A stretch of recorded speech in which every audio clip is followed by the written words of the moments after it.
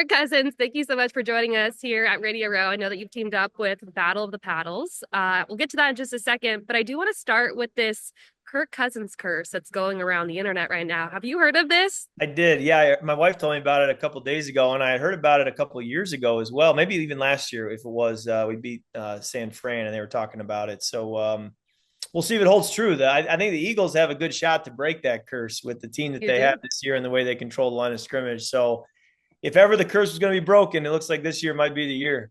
Yeah, for people who don't know who are listening to this, basically teams that you beat in the regular season don't go on to win Super Bowls. So you beat the Eagles obviously earlier this year. And if the curse is true, that would mean that the Chiefs are destined to win the Super Bowl. Are you picking the Eagles in this one? Who's your pick for Super Bowl 59? Yeah, I have a hard time making a call on this one. It kind of as it should be, right? The Super Bowl should be the two best teams. They both kind of earned their way there and played really good football, especially in the playoffs.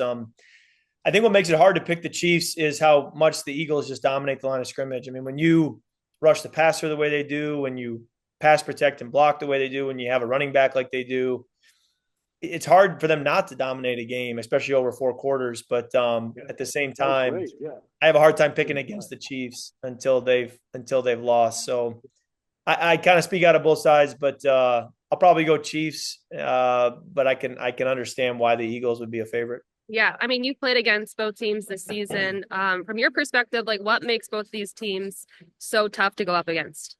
Well, when we played the Eagles, it was week 2. So you don't have a lot of information. You don't quite know either team where you're going to go, where the season's going to go. And I remember checking back in with the statistics later in the year and saying, "Holy cow, the Eagles have a top 3 defense." Yeah. When we played them, it wasn't a bunch of big names. Certainly, you knew Jalen Carter, you knew Darius Slay, and you knew Vic Fangio as D coordinator had always had good defenses. But I wouldn't have walked away from that game saying, "Hey, they're going to be one of the best defenses in the league." And yet here they were. And so I was okay. That explains how they've won double-digit games because they're playing top 5 defense. In addition to the way they run the football and Saquon going for 2,000 yards, and I know Coach Stalin, the O-line coach there, does such a good job year in and year out of pass protection and run game and developing linemen. And so their ability to control the line of scrimmage is tough. And then Kansas City, what can you say? It's just they got so many good pieces, and they're so well coached, and they just find ways to win, which is what this league is all about.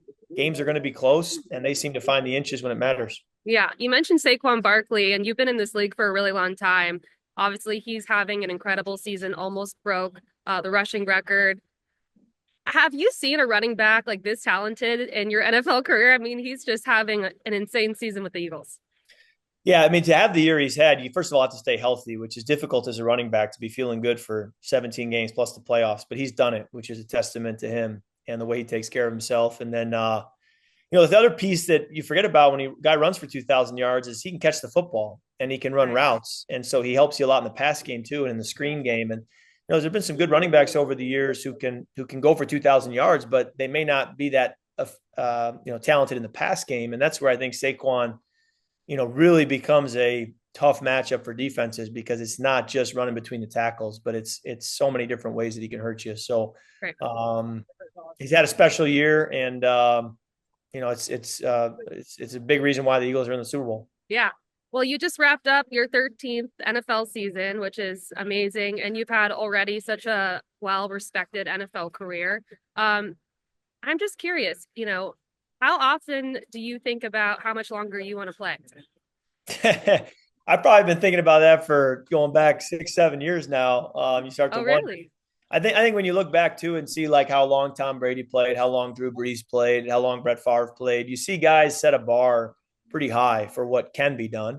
And it makes you wonder, I wonder, if I'll be able to do that or if I'll want to do that. And I've going back several years now, I've kind of always taken the approach of 1 year at a time because I know how much, 1 year in this league can change the conversation. So I just kind of go year to year, but sitting here after year 13, I do still have a desire to play, and we just kind of have to see where it leads. Yeah. I'm blessed to be able to be 13 years in and feel like I can still do it, and now we just got to see where that goes.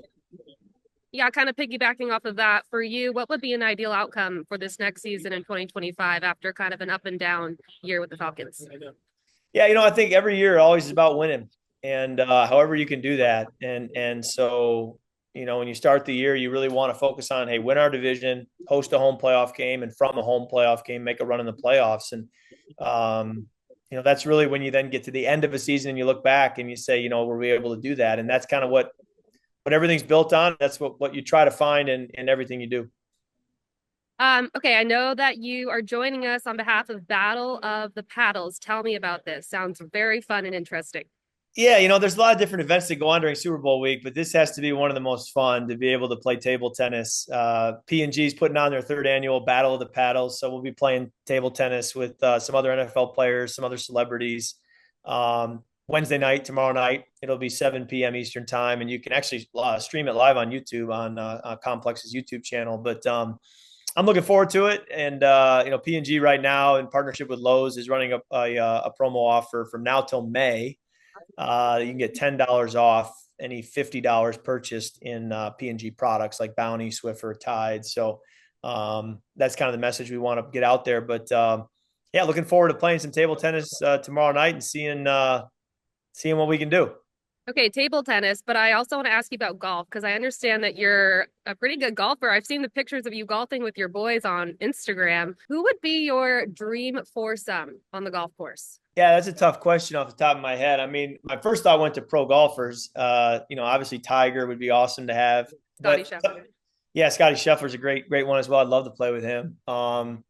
But I also think like my mind goes to golf. Well, part of the reason I love golf is not so much the golf as it's just something you can do athletically, but you can still be social and kind of hang out with your buddies. And so some of my most favorite rounds of golf, the course may not be that special. I may not be hitting the ball all that straight, but if I'm playing with people I love, teammates, high school friends, family, there's nowhere else I'd rather be. And I think that's what makes golf so fun. But yeah, I'm a sports guy. I just, even in my off time in the off season, I find myself gravitating to playing golf, playing tennis, playing, stuff in the basement, air hockey, table tennis, pop a shot. I just love it. I got two young boys. They love it. And so it's how I love to spend my time. Do you have a favorite golf course? I've had the privilege of playing Augusta National, and that's a Wow. tough one to ever say, that anything is nicer than that. Now, I will say Pebble Beach, I got to play, and I was walking probably the 10th or 11th hole. We had been on the ocean now for like 5 or 6 holes, and I remember thinking, "Yep, I can see the hype for this. This lived up to the hype. It was a special day, so I love Pebble Beach." Awesome. Okay, before I let you go, one final question for you. A lot of talk about Patrick Mahomes becoming one of the greatest quarterbacks of all time if he three-peats, wins his fourth Super Bowl. Do you think that he kind of elevates into that category if he wins on Sunday? I feel like he's already in that category. I don't know that a win on Sunday really changes anything. When you look at what he's done relative to his age, Right. that's when it really stands out. I mean, what he's done so far makes for a Hall of Fame career, period. But when you aren't even 30 yet, he's just so far ahead of what anybody else had accomplished. And so, assuming he stays healthy, assuming he can stay in a great organization where there's a lot of pieces that are working, with him, you wonder where this could go. And not just Super Bowls, more so, just the production. So that's time will tell on that. But he's certainly on a pace that it's already a Hall of Fame career if you were to walk away today.